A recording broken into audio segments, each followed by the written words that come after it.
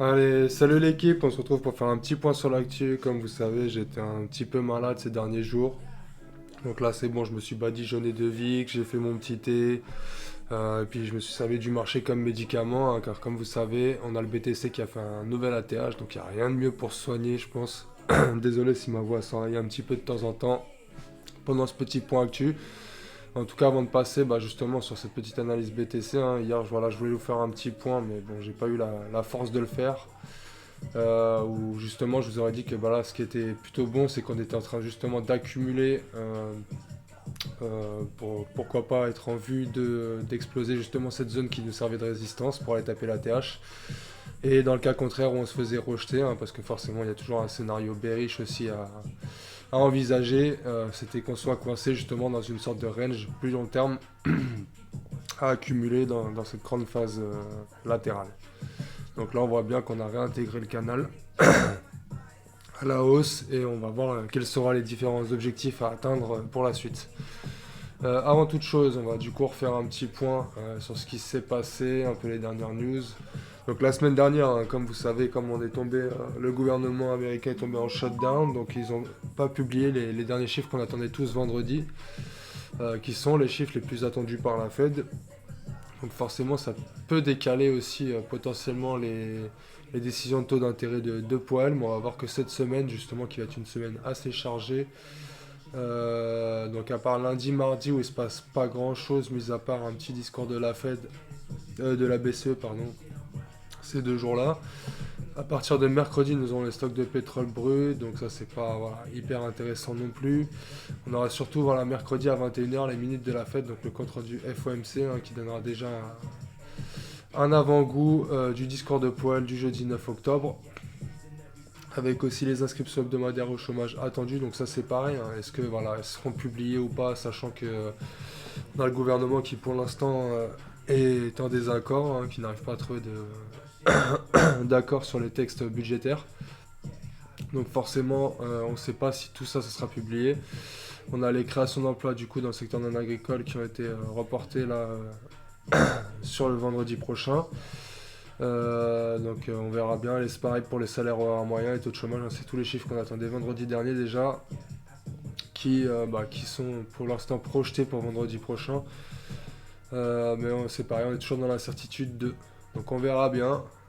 Après on a eu les derniers résultats aussi qui ont été catastrophiques un mercredi dernier avec même des destructions d'emplois, si on peut dire, des suppressions d'emplois.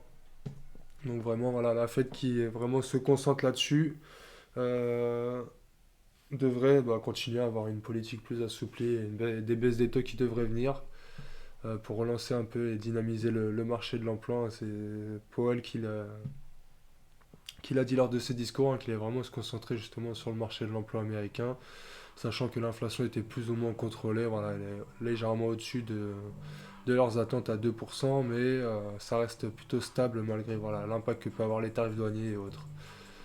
Donc ça c'est pour le calendrier économique. On va aller voir aussi du coup du côté de Congress, hein, donc October, hein, comme vous savez, hein, le fameux dont je vous parlais dans le dernier live, voilà, c'était ce calendrier-là que je vous cherchais.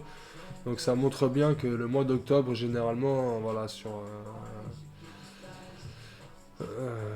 plus de 80% des cas, il est positif et même très positif avec des belles performances pour le BTC en retour mensuel. Sachant que généralement quand on a un mois de septembre qui finit plutôt dans le vert, alors que malgré tout il avait commencé un peu dans le négatif cette année, voilà, c'était plutôt incertain le mois de septembre, on a eu un très très beau retracement qui justement s'est soldé par une forme magistrale avant d'attaquer le mois d'octobre. Euh, on devrait avoir logiquement voilà, une suite qui devrait se perpétuer sur fin 2025. Donc ça c'était un peu pour voir ce type-là. On peut voir que d'ailleurs en 2021, lors du dernier cycle bull run, et je dis bien cycle parce que voilà, moi je pense qu'on n'est plus vraiment dans des phases de cycle, mais qu'on est en tout cas, on a toutes les planètes alignées, toutes les cartes qui sont de notre côté pour nous dire que voilà, on peut avoir le même type de schéma pour l'instant se reproduire cette année. Sachant qu'on a une politique qui s'assouplit. On a même Donald Trump récemment qui a proposé du coup de donner des chèques, d'allouer voilà, des chèques de 1000 à 2000 dollars pour permettre aux Américains justement de leur redonner un petit peu de pouvoir d'achat. Notamment, voilà, ça sera payé par justement les tarifs douaniers dont il en est fier. Il veut également prétendre au titre de la paix avec tous les conflits qu'il a pu régler ou du moins atténuer. Voilà, donc on verra bien ce qu'il en est, s'il aura son petit moment de gloire ou pas. Donc effectivement, voilà, on a des données plutôt positives. Si on regarde par rapport à ce que je voulais voir du coup maintenant, c'était le Alcon Season Index. Alors, c'est pas domination BTC. Du coup j'ai reperdu mon autre. On va le taper. Alors s'il me le trouve. Voilà, très bien, merci. Donc on est actuellement à 69, donc vous voyez qu'on se bat voilà, clairement à aller chercher voilà, maintenant de la performance sur les alts. On y était légèrement avec des beaux projets qui ont bien performé ces derniers mois quand même dans les alts. Ça n'a pas été le cas pour tout le monde forcément, mais quand même on peut se dire que voilà, c'est plutôt positif quand même quand on regarde sur les 90 derniers jours. Bon, voilà, j'ai pas le même graphique que d'habitude d'ailleurs, j'ai dû changer j'ai changé de site. D'habitude je le montre là-dessus, donc on va y retourner, voilà, c'est pour ça que je l'avais pas, donc on est bien à 69, donc avec la performance justement de ces alts par rapport au BTC notamment, alors je crois que c'est le même corps celui-là, je suis pas sûr parce que j'arrive pas à voir c'est qui. On a Mantle aussi qui marche bien, The Cash, et donc voilà, on est plutôt dans une phase d'Alcon Season que dans une BTC Season sur les 90 derniers jours. Après, effectivement, si on pouvait passer là-dessus sur plutôt quelque chose d'annuel, où là, clairement, on voit que les derniers pics ont été en 2021. Voilà. Quand on passera vraiment en phase d'Alcon Season en annuel, c'est vrai qu'on ne le regarde pas souvent celui-là. Donc là, on voit qu'on est encore dans cette phase de BTC voilà, clairement dominante. Mais ça pourrait être très vite propulsé en quelques semaines sur des étapes. On peut le voir ici, ça s'est passé quand même relativement vite quand on y pense. Donc là, voilà, l'objectif, c'est vraiment d'atteindre ces sommets-là. Et je pense que ça pourrait être un bon indicateur déjà pour voir où on se situe par rapport au Bitcoin de façon plus long terme et voir si on peut récupérer des profits ou non. Je suis vraiment désolé, j'ai le nez qui me gêne toutes les 2 secondes. Sinon, au niveau de Polymarket, on a quoi? On a toujours voilà, potentielle baisse des taux attendu pour le 29 octobre. Pour l'instant, ça n'a pas changé. On verra avec les discours de Powell d'ici la semaine prochaine s'ils sont maintenus. Bien entendu. Mais on serait aux alentours de 90%. De toute façon, il n'y a plus grand chose qui l'en empêche actuellement. Mais c'est vrai qu'un revers, voilà, ça pourrait être un signal vraiment bearish si jamais il y a un revers de Powell et de la Fed en disant que finalement ils allaient voilà, se calmer un peu sur la baisse des taux, que ça a un impact trop négatif par rapport à l'inflation, etc.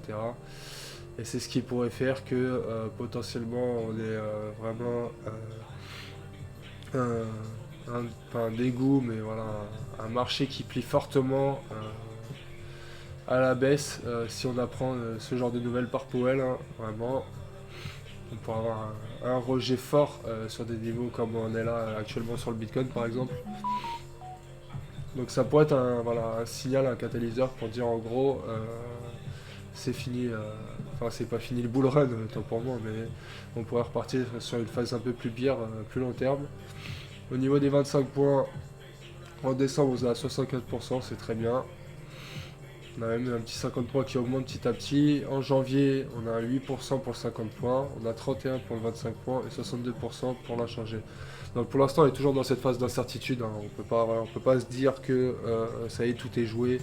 On va avoir 2-3 baisses des taux, 4 baisses des taux, ainsi de suite. Voilà, on va voir au fur et à mesure, comme il l'a dit lors de ses derniers discours d'ailleurs, qu'il allait voir au fur et à mesure des chiffres.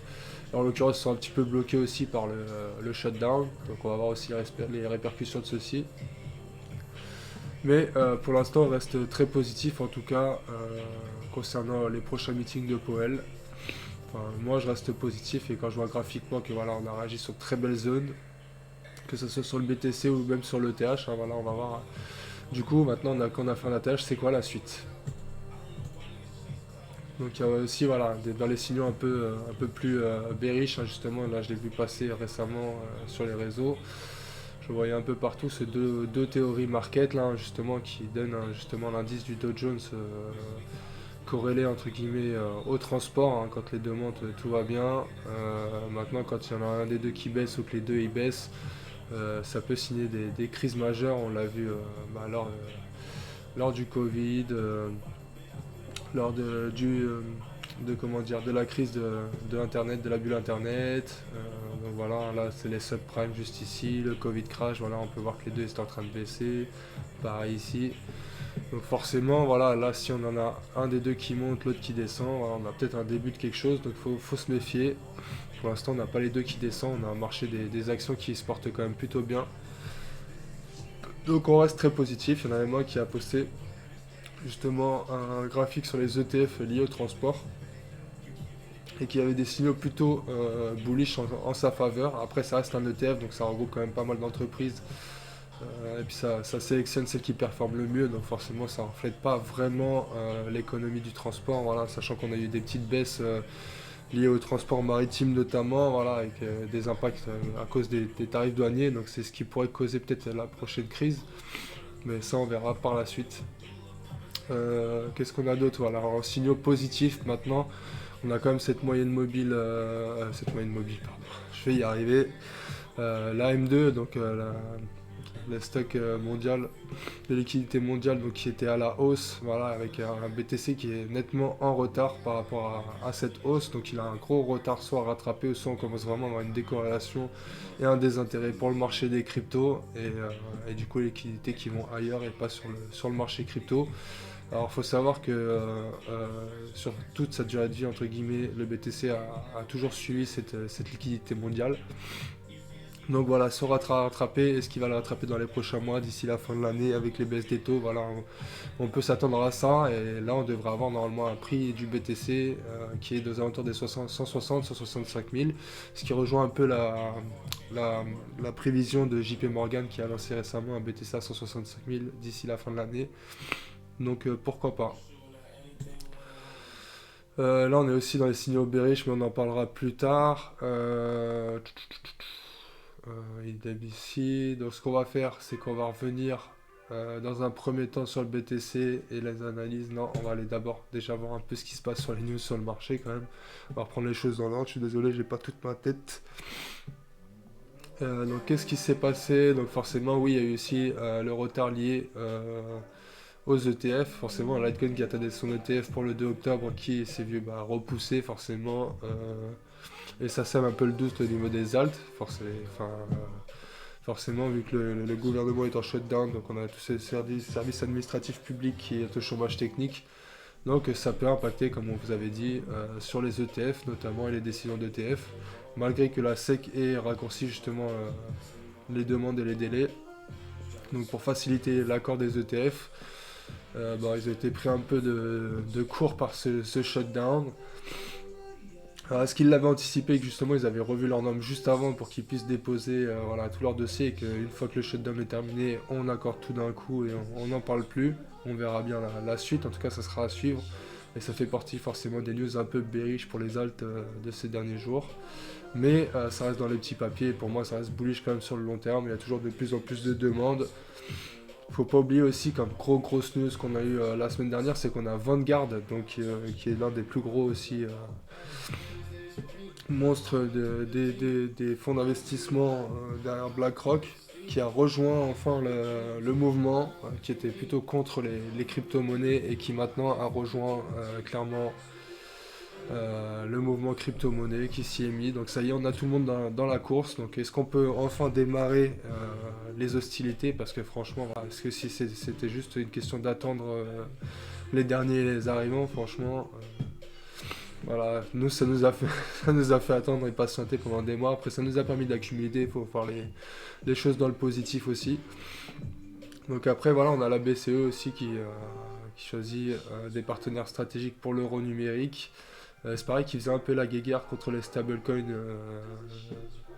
notamment multi-juridictionnel. Donc voilà, surtout, je pense que ce qui était visé, c'était que justement pour éviter que le dollar et tous les stablecoins entre guillemets, et que ça impacte fortement sur le prix de l'euro.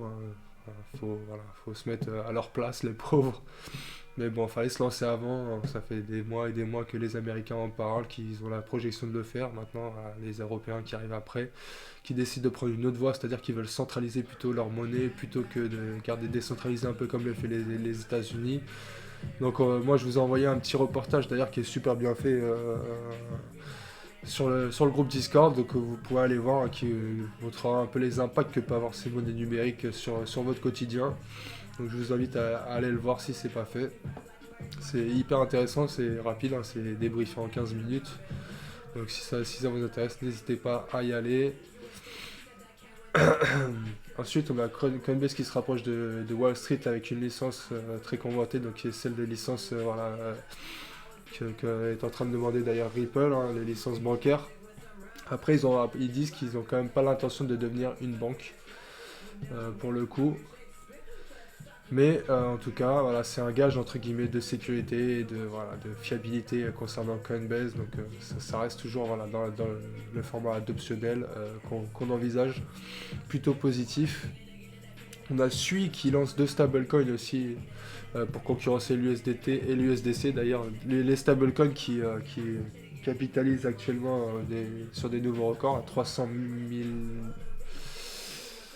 milliards, si je dis pas de bêtises. 300 milliards, pardon. Non, 300 000 milliards, je sais plus. J'ai un doute sur le chiffre, mais c'est énorme. C'est ce qui fait qu'on a quand même un Total 3 qui n'a pas arrêté de monter aussi, vu qu'ils sont inclus dedans. C'est pourquoi là on va la regarder un peu plus en détail sur TradingView après, quand on va aller voir nos indicateurs crypto graphiques. Les autres graphiques ne comprenant pas les stablecoins, pour voir où on en est aussi, voir si c'est toujours judicieux d'avoir des alts. Moi je pense que oui, personnellement. Après faites votre avis, faites vos recherches. Voilà, il y a des projets forcément qui vont comment dire, prendre l'avance sur d'autres. On a bien vu avec les DeFi, avec le RWA qui devrait pas tarder aussi. Donc voilà, faites vos recherches et vous verrez que je pense que sur le long terme, en tout cas sur le futur, normalement il y a de fortes chances à ce que vous ayez un portefeuille qui continue de grossir dans les prochains mois, les prochaines années. Polygon Matic qui accueille un nouveau fonds DeFi aussi, hein, c'est pareil, ils avaient combinant actifs bancaires et crypto, donc très bien. Hein. Pour Polygon Matic qui était un peu en manque justement de bonnes news, là c'est peut-être une bonne nouvelle pour eux qui n'avaient pas arrêté de voir leur prix descendre. Qu'est-ce qu'on a d'autre? On avait Michael Saylor aussi qui a dit j'espère que vous avez bien gardé vos crypto-monnaies. On a Aptos qui s'allie à la famille Trump pour lancer l'USD One sur sa blockchain aussi. Pareil, WLFI qui maintient son prix hyper stable, hein, qui a fait un nouveau partenariat aussi avec UT8 qui est très intéressant. Donc on a Chainlink, on l'avait vu, qui s'est intégré au Swift, qui s'intègre au Swift aussi. Ça c'est très très bien. Donc ça c'est à peu près pour avoir fait le tour des news. Je pense pas qu'on ait un petit peu plus par rapport à...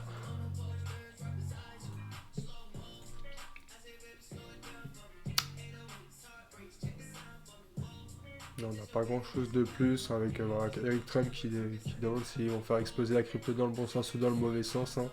C'est vrai qu'on le voit de plus en plus depuis que Trump est élu. Il est un peu sur tous les tableaux, Eric Trump. On le voit vachement publié énormément publié aussi sur Twitter. Il est sur tous les fronts. Il est également sur le secteur asiatique, voilà, où il est très bien accueilli.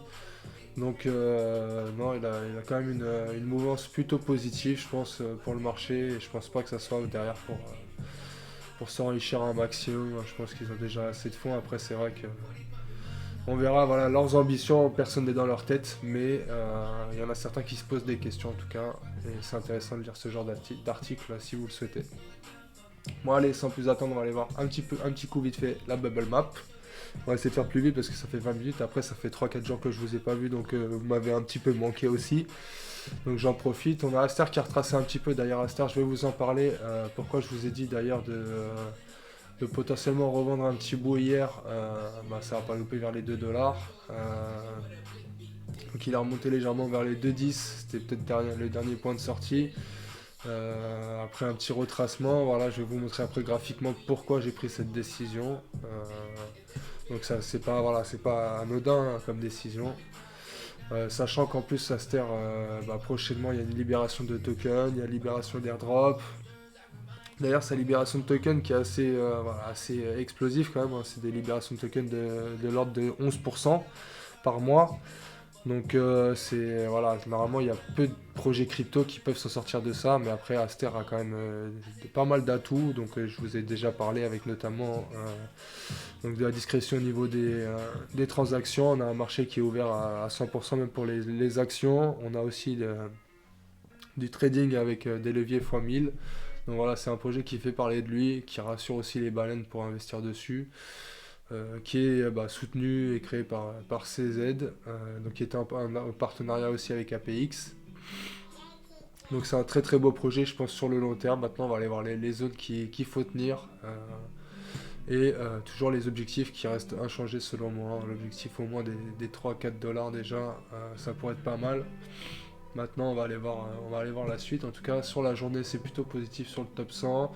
On a des volumes en week-end qui sont incroyables, hein, 65 milliards pour le BTC, 38 milliards pour Ethereum. Ça continue même pendant le week-end, 5 milliards pour XRP qui est un peu plus timide, mais bon, qui avait connu de fortes hausses déjà auparavant, à 165% sur un an glissant.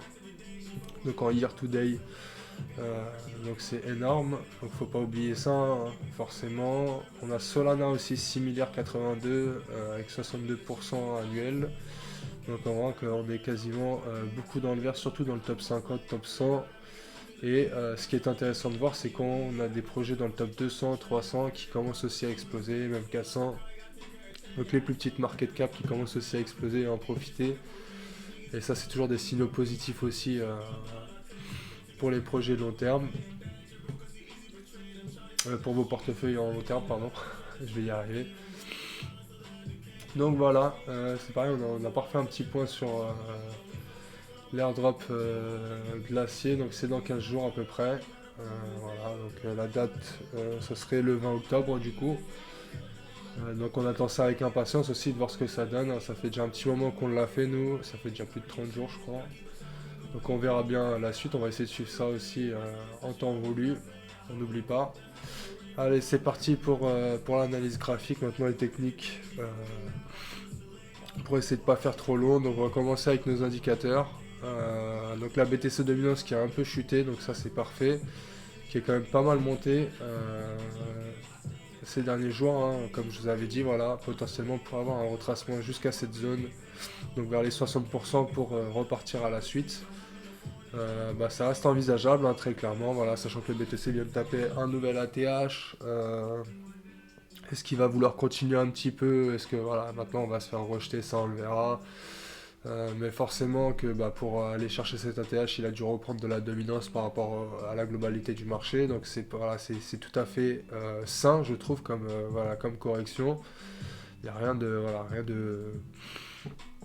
de plus sain que d'avoir des petits retracements pendant les périodes de baisse, comme on a pu avoir là déjà, hein, sur le petit pullback. Voilà, là on a la même chose à peu près ici. Maintenant l'objectif ça reste toujours le même, les 54%. On verra où on en sera sur notre Alcon Season Index en annuel à ce moment-là par exemple, ou en monthly, enfin en 90 jours. Et puis sur le Total 3, Total ES et tout le tintouin. Donc on a, d'ailleurs ça ne me les a pas sauvegardés je crois, j'avais le Total ES qui n'a pas été sauvegardé. Donc le Total 3 hein, qui a bien tenu cette zone-là, qui a super bien réagi, qui a été cassé un peu les plus hauts qu'on attendait sur le Total 3. Donc après, voilà, ce mouvement, il a été aussi porté pas mal par les stablecoins, comme je vous disais. Donc c'est pour ça que ça ne reflète pas vraiment le marché des alts, qu'on ne voit pas trop bouger, hein. Si vous vous demandez pourquoi ça ne bouge pas trop, c'est parce qu'il y a aussi les stablecoins maintenant qui ont une part hyper importante sur le marché crypto, surtout dans la phase adoptionnelle. Mais bon, on voit qu'on répète des plus hauts quand même assez sympathiques. Donc voilà, pour l'instant il est sur une bonne move. Après dans l'ensemble voilà, ça respecte plutôt bien. Voilà, si je me mets sur le Total 3 mais sans justement les stablecoins, ça donne ça.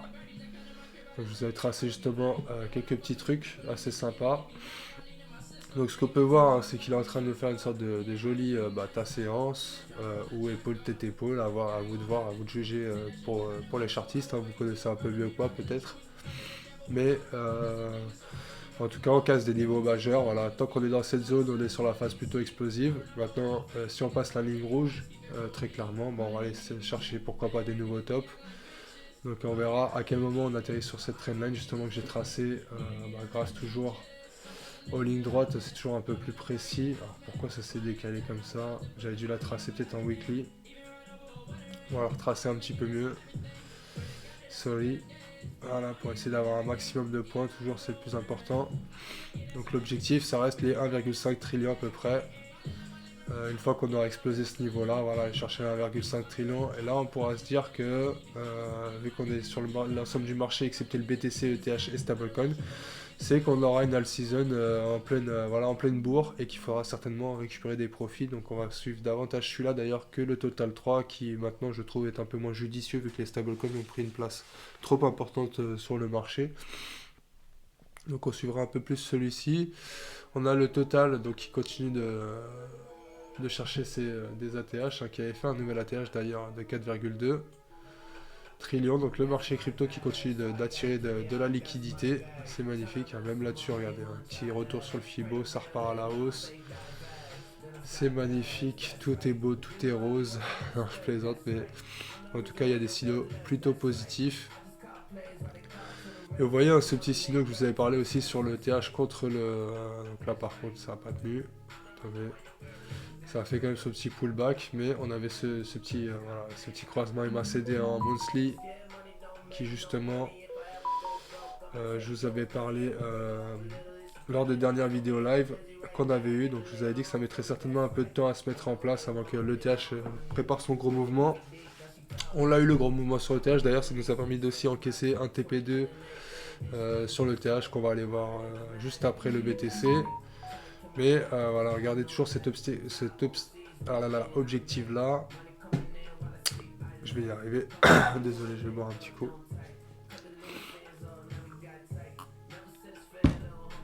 Hop. Mais gardez voilà, cette vision là des choses, pardon. Pour essayer d'aller. Voilà, il faut qu'on casse cette zone et qu'on aille péter des plus hauts pour que l'Ethereum performe à fond et qu'il aille chercher les prochains niveaux d'extension de Fibo qui se trouvent aux alentours des 5700. On va aller voir juste après. Au niveau du BTC, franchement c'est très propre. On a une clôture monthly qui était quand même plutôt positif, hein. Il est coincé dans une sorte de bullish sandish. On ne voit pas trop bien là-dessus. Mais derrière on voit qu'en octobre là, ça a directement hyper bien performé. D'ailleurs la clôture weekly va être juste incroyable. Donc il clôture il est dans 8 heures à peine, dans 9 heures. Donc il va être juste incroyable, hein. Cette bougie franchement est magnifique. Donc on peut voir que les acheteurs en weekly ils sont clairement venus sur la scène, hein. Après un petit retour ici, hein. Mais au final regardez, hein, quand on a retracé sur la zone ETE, on est reparti. En même temps on était sur le milieu de ce canal haussier d'accumulation, hein. Voilà, cette grande phase d'accumulation pour repartir. On l'a cassé, donc on pourra avoir dans les prochaines semaines pourquoi pas un petit retracement pour repartir, voilà, histoire de combler un petit peu. Comme breaker totalement cette zone de résistance que je vous ai tracée juste là. Donc c'est là que ça va être fatidique, ça veut dire qu'il va falloir qu'on clôture au-dessus, idéalement. Donc ce qui est bien, voilà, comme vous savez, c'est qu'on a fait un nouvel ATH, donc on va se le graphiquer, bien entendu. Qu'est-ce qu'il me fait? Pourquoi j'arrive pas à l'attraper lui? Ah. Hop, nouvel ATH à 125 735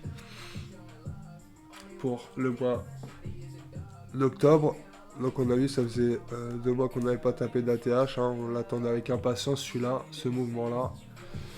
Il a fini par arriver enfin.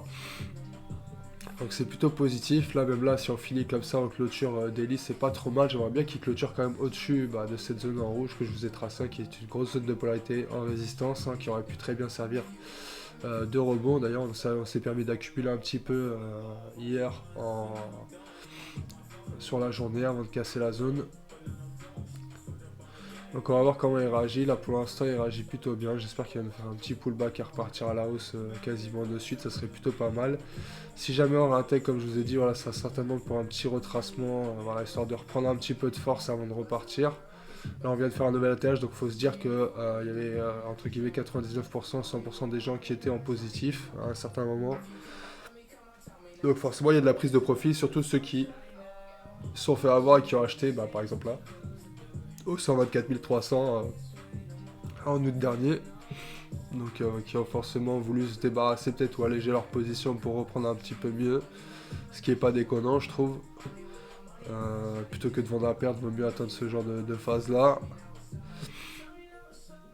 Donc voilà, moi, ma projection maintenant c'est quoi? C'est soit on réintègre et donc on va aller chercher peut-être des niveaux plus bas, on verra au niveau des retracements ce qu'on pourrait faire. Il y a quand même de belles zones en chemin qui pourraient venir chercher d'ailleurs. Hier quand il a commencé à retracer, je me suis dit peut-être qu'on va revenir chercher, pourquoi pas les 120 300, 800 vers là.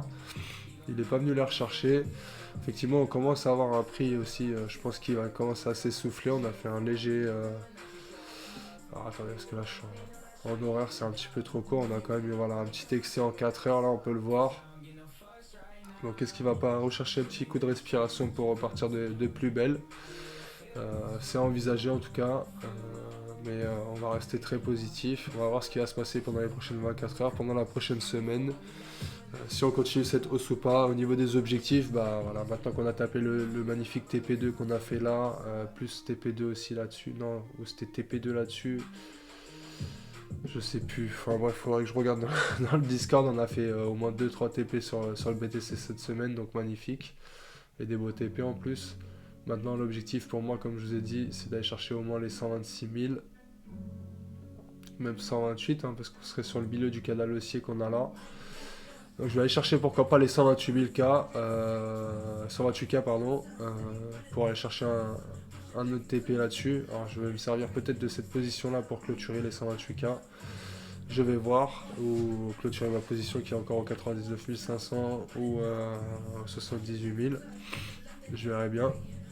Et sinon, bah, sur l'objectif plus long terme, et je pense qu'il voilà, qu'il pourrait atteindre d'ici les prochaines semaines, prochains mois, si on suit bah, justement cette moyenne, cette liquidité mondiale là, justement à suivre, on pourra avoir des niveaux vers les 142 000, 145 000.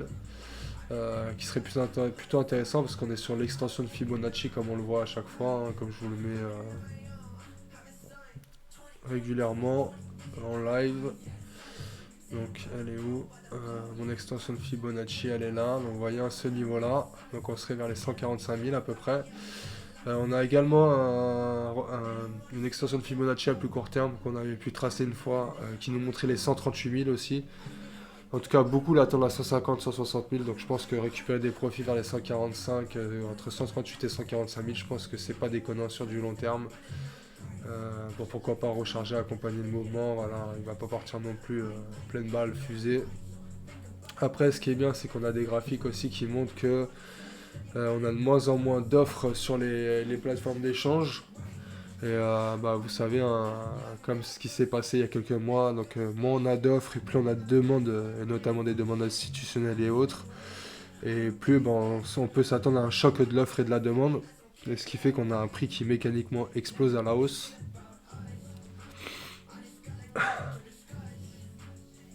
Pardon.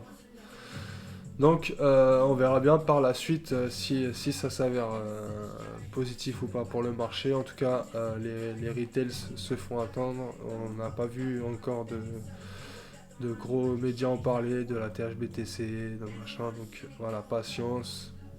Tout se passe comme prévu pour l'instant. On a quand même un gros désintérêt pour pas mal des investisseurs. Je pense que ces derniers mois, ces dernières années ont dégoûté pas mal quand même d'investisseurs qui ont vu le marché leur donner de beaux espoirs et puis derrière se recasser la figure avec des news avec Trump. Enfin voilà.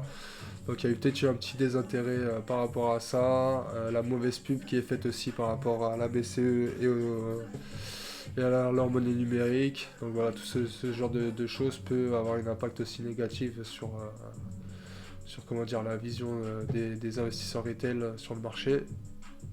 En tout cas, moi ce que je note, voilà, comme à mon habitude, c'est que voilà, les façons cycliques, quand on parle de cycle, normalement on aurait dû du coup s'arrêter vers ces niveaux-là. Là, on voit qu'on est en train d'exploser ces niveaux-là. On s'est servi même justement de ces anciens plus hauts pour faire un pullback, pour exploser à la hausse.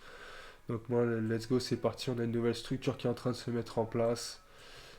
On n'a plus les mêmes liquidités maintenant qui affluent sur le marché, plus les mêmes personnes. C'est beaucoup plus stable, beaucoup plus sain. On a un marché qui respire au fur et à mesure. On a des corrections qui sont propres, progressives. Même si des fois on a quand même des petits rugs qui se passent le dimanche soir, etc. etc. Ça reste très très positif en tout cas pour ma part. Donc on a tapé également le TP2 sur Ethereum. Donc on a eu notre petit mouvement, hein, je vous en avais parlé, hein, ça fait déjà plusieurs vidéos. Donc j'attendais cette manipulation et ensuite cette explosion à la hausse, hein, donc la distribution à la hausse, hein, format AMD classique qui s'opère sur le TH. On a carrément une englobante en weekly, donc si on clôture comme ça dans les 8-9 heures qui suivent, donc ça va être hyper positif pour... c'est encore mieux que les dernières fois, à part celle-ci. Donc ça pourrait être davantage explosé pour le TH et je pense que ça va être l'un des prochains à faire un nouvel ATH justement pour Ethereum avec des niveaux en extension qui montrent à peu près, qui pointent les 5700. Donc on va voir où est-ce qu'on place, j'ai fait un petit sondage dans le groupe pour voir où est-ce qu'on place la TP3, est-ce que vous voulez à l'ATH, donc au dernier ATH connu vers les 4980 ou du coup vers cette extension de Fibo qui le pointe vers les 5700 ou alors donc juste ici, hein, le prochain niveau Fibo. Donc vous voyez qu'on a été tester cette zone, on a réagi à la baisse dessus. On est reparti à la hausse, donc en rebond du coup sur cette zone-là, qui était en même temps sur les anciens plus hauts, les 78,6 de Fibo. Donc voilà, tout coïncidé pour prendre un bon trade ici. Donc le prochain niveau c'est 5700 qui doit aller fight. Donc ça sera une prochaine zone de retrait psychologique, en tout cas pour les investisseurs. Et une zone où ça risque d'accumuler pas mal. Donc on verra bien par la suite. Donc soit ce TP à 5700, après on verra aussi en fonction des frais d'unité, ou soit un entre-deux vers les 5300, 5400. Ça pourrait être pas mal, aussi un bon compromis pour récupérer des profits sur ce TP là. En tout cas, bravo à tous ceux qui l'ont suivi. Ça a été une très très belle perf. D'ailleurs je sais pas pourquoi mon trade il est tout tordu. Parce que c'est pas ça mon... Attends, ça doit pas être ça mon TP tout simplement. Il est là. Sauf qu'il est tellement petit, parce que là je suis en weekly, qu'on le voit à peine, ouais, il est juste là. Donc le TP2 qui était à 4600. Donc, vous voyez qu'on a été le taper ce matin. Les 4600, donc un beau petit TP2 à 725 pips par rapport à notre point d'entrée qui était juste là, vraiment une entrée sniper. On oublie vite, hein, voilà, le petit et celle qu'on s'était mangé là, c'est pareil, je m'attendais à ce qu'il y ait justement cette manipulation ici, elle a été plus forte que prévu, elle est retombée sur un niveau vraiment qui était optimal. On l'a pris, derrière c'est bien reparti, là c'est pareil, si on a une englobante en daily, ça peut être très positif, en plus de l'englobante en weekly. Donc on pourrait continuer cette hausse pendant les prochaines semaines, et voilà, ce serait le point positif. Pour Ethereum, c'est pareil, hein, je vous fais pas de dessin, on fait un retracement. Si jamais on retrace vers ces zones-là, ça pourrait être des points intéressants pour rentrer accompagner le mouvement. Surtout qu'on est en train de casser des anciens plus hauts juste ici. Idéalement, si on pouvait casser ceci, ça serait encore mieux.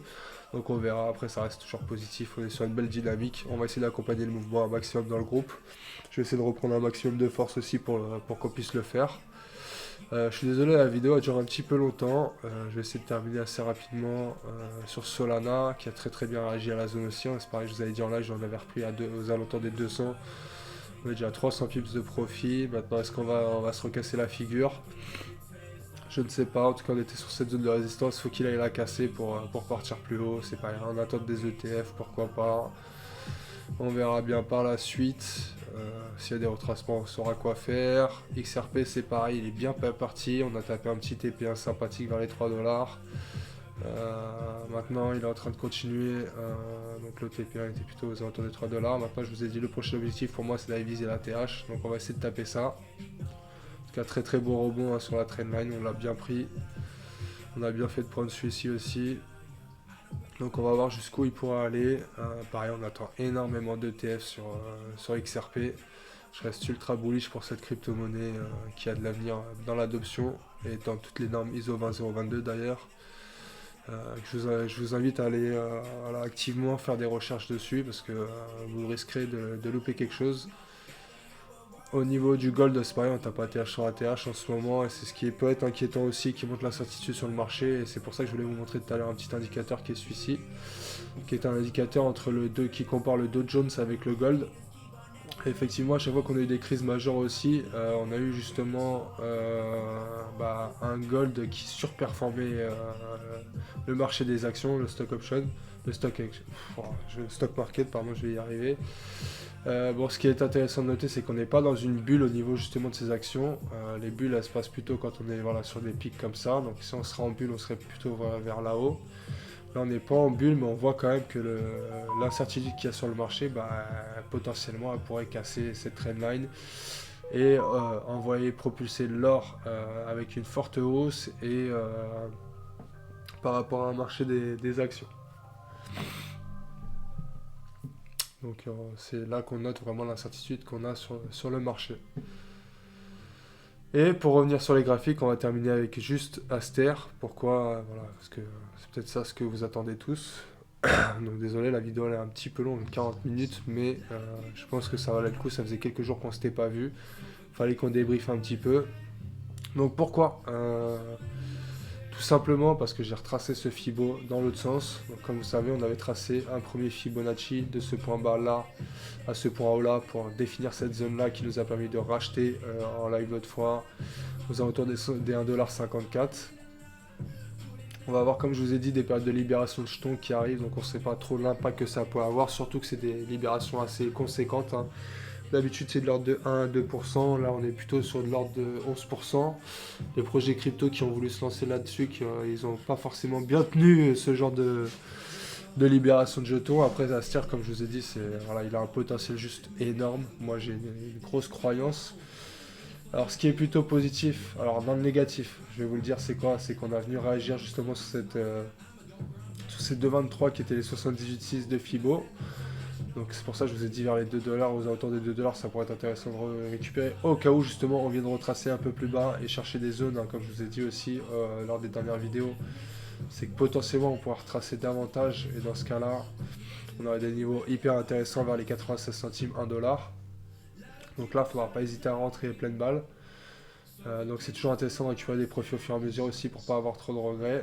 Maintenant, ce que je note quand même sur le court terme, c'est qu'on a, suite à ça, fait quand même un premier petit retournement aussi par rapport à ces derniers hauts daily. Donc visiblement, on pourrait s'attendre à ce que, voilà, en plus, on vient réagir dans la zone ETE pour l'instant. On va voir ce qu'il y a. Est-ce qu'il y a des OB intéressants? Il n'y a pas trop des... Voilà, ça a quand même monté progressivement, donc il n'y a pas grand-chose. En 4 heures peut-être. Ah, celui-ci. Ouais, celui-ci, il est pas mal, hein, on aurait pu le voir. Donc effectivement on a cet OB là qui n'a pas été mitigate, suivi d'un petit fair value gap qui pour l'instant réagit. Donc on va peut-être avoir une deuxième phase impulsive pour Aster, en tout cas je lui souhaite, il a cassé quand même cette trendline, il réagit bien. Donc voilà, mais toujours voilà, garder quand même une retenue, un peu comme le Solana, c'est-à-dire qu'on a refait un plus bas ici. Alors il n'a pas cassé des bas majeurs, donc c'est pour ça que c'est pas trop inquiétant, mais on voit quand même qu'il réagit sur des zones bearish. Pour repartir à la baisse, donc il ne faut pas hésiter à récupérer des fois un petit peu de profit, ça ne mange pas de pain. J'ai conseillé entre 5 et 10% de ce qui restait comme voilà, donc c'est pas énorme, hein. Donc on avait déjà récupéré 15% suite au lancement, voilà, quand on avait fait notre petit x10. Donc voilà, là on est sur un fonds 23, on a récupéré entre 5 et 10%, donc moi j'ai récupéré à peu près 7%. Voilà, maintenant derrière je vais attendre ces points-là, les 3$, quelque chose comme ça maintenant. Je peux patienter plus sereinement. Et si toutefois on vient retracer davantage, j'aurai de la liquidité pour réinjecter dedans et repartir avec le projet parce que je pense que vraiment sur le long terme c'est quelque chose qui pourrait être intéressant à Aster. Comme je vous ai dit, voilà, il développe tout un écosystème autour de ce projet-là qui peut être hyper intéressant. Alors je sais pas si le terme il est exact, mais en tout cas, le projet se développe bien.